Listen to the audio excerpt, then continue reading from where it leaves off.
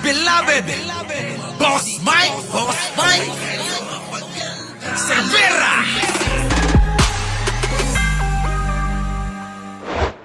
May totoo bang impormasyong nag-resign na si Nadia Montenegro? Nako. Pinapulaanan niyang Jiggy ng opisina ni Senator Robin Padilla. Ang sabi nila, pinag-leave of absence lang nila si Nadia Montenegro noon pang Wednesday, August 13. Gayunpaman, Jiggy tuloy Nako! Pinagtatakpan, mga kababayan.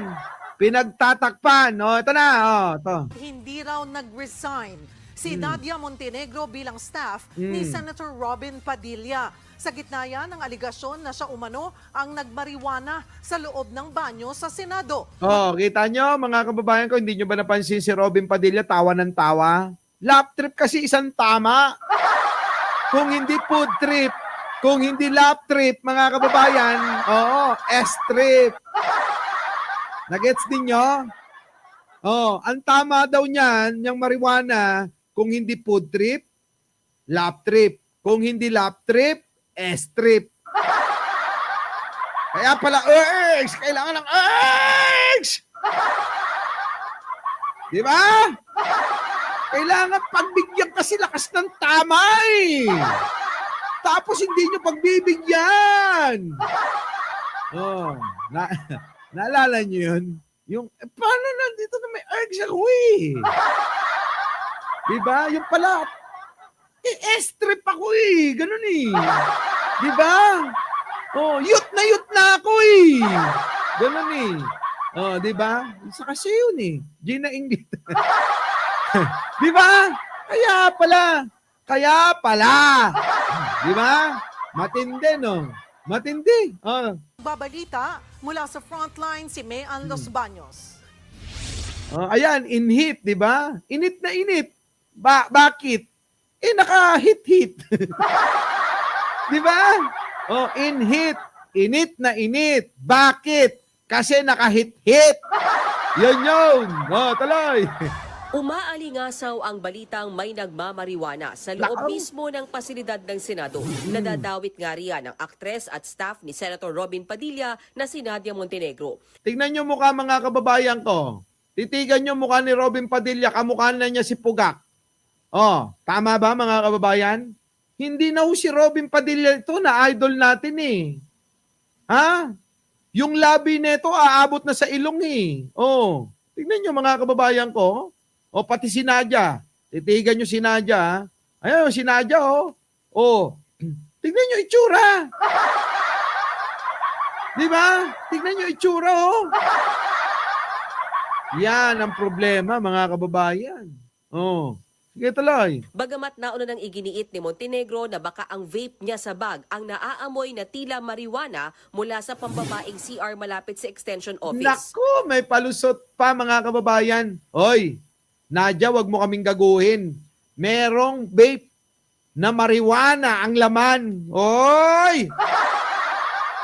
Di po ba, mga kababayan? Merong may vape na marijuana ang laman. Oo, nagkaroon ako ng jowang ganun, mga kababayan, hindi ko alam. Kaya pala, tuwing hihit-hit ng ganun, nag-aaya sa kwarto lagi.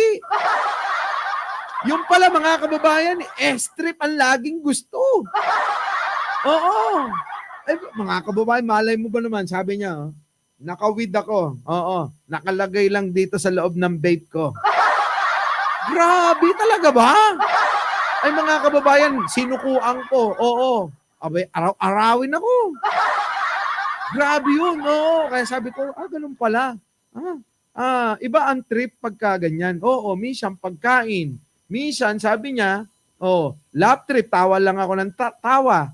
Kaya maganda, ang trip ko, kakain muna. Hindi. Ang trip ko, S muna.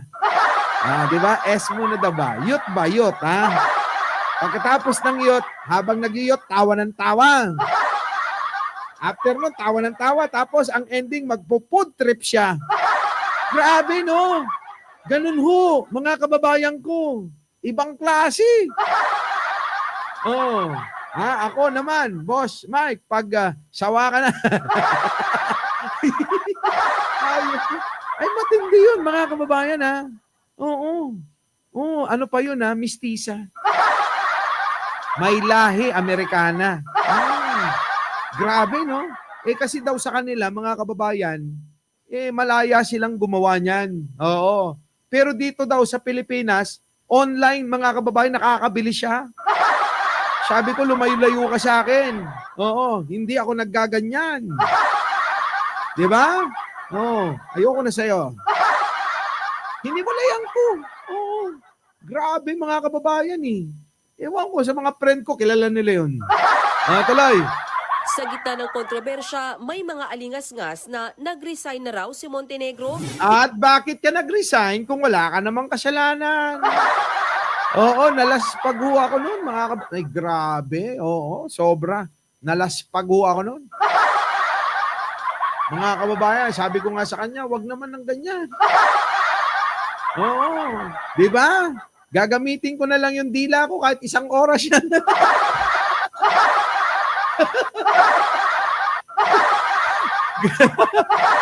Joke lang, eto na. Pinabulaanan yan ang opisina ni Senator Padilla. Nasa true. Baka leave lang siya. Dito siya nag-resign. Nag-iimbestiga rin ang opisina ni Padilla at pinagsusumite ng paliwanag si Montenegro hanggang sa Martes. Nakarating na rin kay Senate Minority Leader Tito Soto ang naamoy na marijuana sa Senado. Nakakahiya sa mga babayan natin. Talagang nakakahiya, pati kay Pangulo. Oo, hilahod ang aking tuhod. Oo, ganito ho eh. Nung pumasok kami sa kwarto, ganito lakad ko, macho, mga kababayan, ganyan, no? Ganyan, no? Ganyan. Nung lumabas ako, ganito na yun.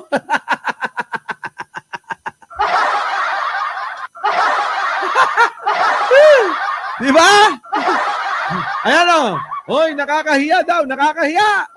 Putik na mahiya kayo kay Pangulong Bongbong Marcos na naging biktima nyo ng pangbubuli ninyo, pangbabas ninyo pagdating sa droga na to. Yung pala, kakampi nyo ang may issue. Di po ba, mga kababayan ko? Kakampi nila may issue eh. Tapos, anong gusto nyo? Di ba? Abay si Robin Padilla magpa-drug test nyo. Ipa-drug test nyo yan. Para grabe no? Alam nyo, lahat na lang nababaliktad Babaliktad talaga. Lahat ng mga sitwasyon na pinupukol nila kay Pangulo, nababaliktad, napupunta sa kanila. Di ba? Tuloy. Sa Senado pa, ang kapal naman nila. Where there's smoke, there's fire. There's smoke, there's fire. Tama. Ang kakapal nila, Tito Soto, bibilib ako sa iyo lalo. Kung ikaw mismo mangunguna, manawagan ka sa mga kasama mo. Huwag mong pag-a-abstinent. Yung nagmumukbang yung nagpo-food trip, si Robin Padilla. Lahat kayo dyan. Walang makakaligtas. Ipa-drug test sa lahat. Hindi lang sa marijuana, hindi lang sa shabu, hindi lang sa cocaine, hindi lang sa opium, hindi lang sa Valium, hindi lang sa ecstasy, at hindi lang sa pusang balahibong pusa. Lahat no? Dapat lahat. Dapat ganon, hindi yung gagalit-galitan lang kayo dyan. Alam naman namin kapwa mo artista yan. Di ba? Isipin namin, Tito Soto, baka naman pagtatakpan mo lang yan. Maraming ganon na pagtatakip. Kunyari, naggagalit-galitan pero gumagawa ng paraan para iligtas yan. Huwag kami. Huwag kami. Tama? Marami hong ganon. Yung style na ganyan, elementary pa lang ako, ginagawa ko na yan. Kunyari, naggagalit-galitan ka pero gusto mong iligtas talaga. Style. Di ba ba? Ay mga kababayan, abangan nyo kami Mamaya ho sa Radyo Pilipinas. Ano po? Sa Radyo Pilipinas. Tama yan, Boss Mike. Manawagan natin na magpa-drug test lahat ng mga senador. Dahil ayan, merong issue mismo. Ayan na nga, may issue, may karapatan tayo. Yung ang wala silang karapatan, wala silang maikonekta kay Pangulo na nagdodroga, panawagan sila ng panawagan. Di ba? Oh, bakit alam mo ulit? Ako pa ba? Ha? Ako pa ba? Oo, genius ako eh. Di ba? Style bulok, babos. Oo, almapukan, style bulok yan. Malastik na yan. Good morning po sa inyo, Linda Bidad. Oo. Marco Antonio, ano? Good morning. Oo, style bulok. Di ba? Oh, akala nila, maibabagsak nilang ating mahal na Pangulo. Eh, syempre, hindi yun.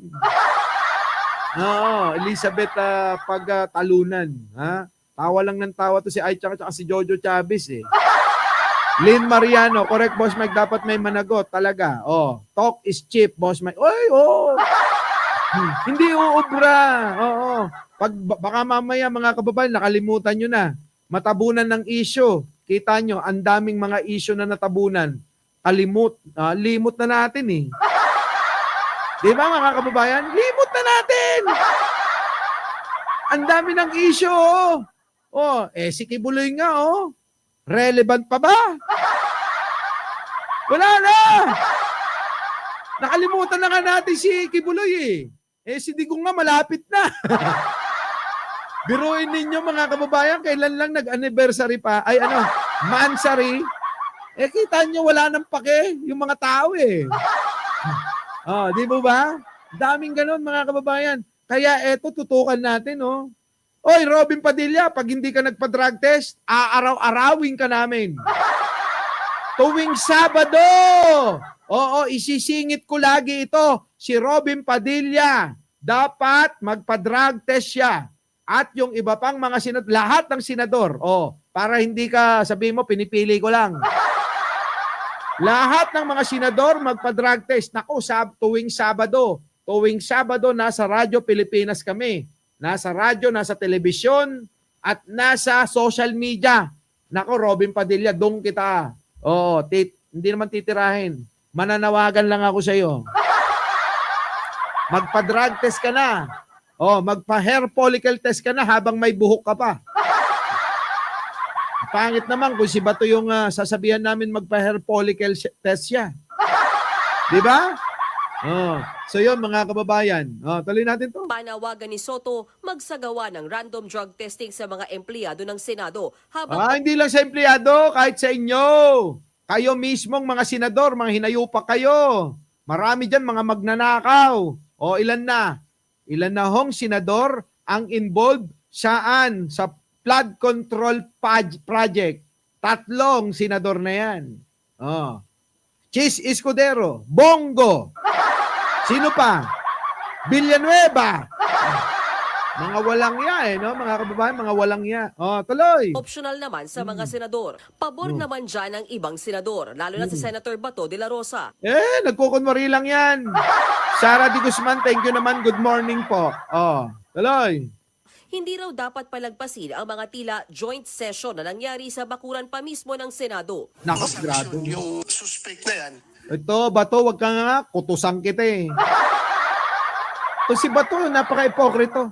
Doon nga sa Davao nyo, doon ba sa munisipyo nyo, lahat ba ng mga empleyado, karamihan nagsasyabo?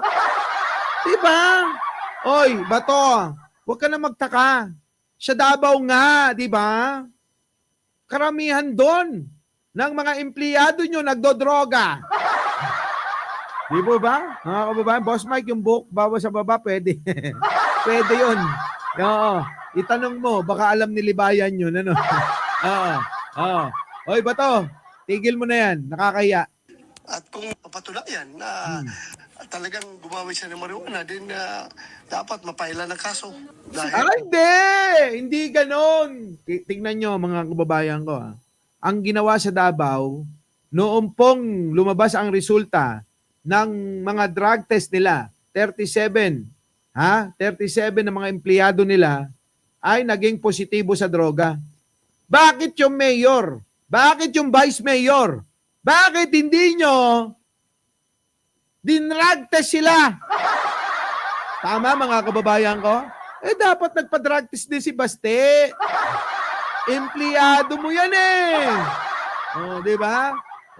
Dapat magpa-drug test si Baste at saka si Robin Padilla. Putik na yan, oh. Panawagan kayo ng panawagan na adik ang Pangulo. Wala naman kayong konektado na maituturo. Ngayon, meron kami. Empleyado nyo mismo, nagdodroga. Ang tanong, kinonsinti nyo siguro kasi iba pa ang nakadiskubre kung sino yung nagdodroga sa mga tauhan nyo. Ayan mo mga kababayan eh. Biruin mo kasama mo. Bakit di mo alam? Baka kinukonsinti nyo. Kasi, alam nyo mga kababayan, sa loob ng isang kwarto, isang opisina, isang kumpanya, mga kababayan, makita mo lang yung muka. Alam mo, gumagamit yan eh. Tama? Oh, sa mga adik dyan, tulad ng mga tauhan ni Baste. Mga kababayan, kapag kasama nyo sa trabaho, alam na alam nyo yung kasama nyo ay gumagamit ng droga. Tanong nyo kay Robin, alam niya yan eh. Oh, Robin, aminin mo na, imposibleng hindi mo alam na gumagamit si Nadia. Ha? Aminin mo, Robin, na alam mo na gumagamit si Nadia. Baka naman, Nadia, jamming ka. Di ba? Hindi kaya ganon? Kaya kailangan iligtas siya.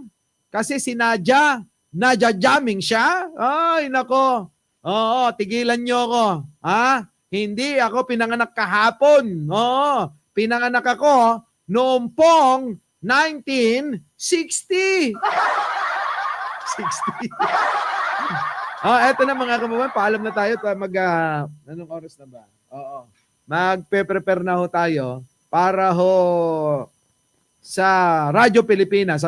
Abangan nyo ho kami sa Radyo Pilipinas at doon ko itutuloy. Ituloy natin tong magandang kwentuhan na to, mga kababayan. Oo, mamaya ho, alas 5 hanggang alas 7 ng gabi sa Radyo Pilipinas. Opo, alam nyo na, Kita-kita po tayo ron. Opo, ha? Sa kanilang FB, yung 1 million mahigit ang kanilang subscriber, followers. Doon po kayo manood. Oo, wag po doon sa mga malilit, fake po daw yun. Doon po sa 1 million mahigit, 1 million na followers sa Facebook, opo, at sa YouTube, opo, at syempre sa Channel 3, manood ho kayo. No? At syempre sa 738 mga kababayan, sa radyo, nando doon, mapakikinggan nyo po kami. Muli, ako po ang inyong lingkod, Mike Cervera po, lagi nagsasabing, mahalin natin ang ating kapwa, pagdasal po natin lagi ang ating bansa. Maraming salamat po. Our beloved Boss Mike, Boss Mike.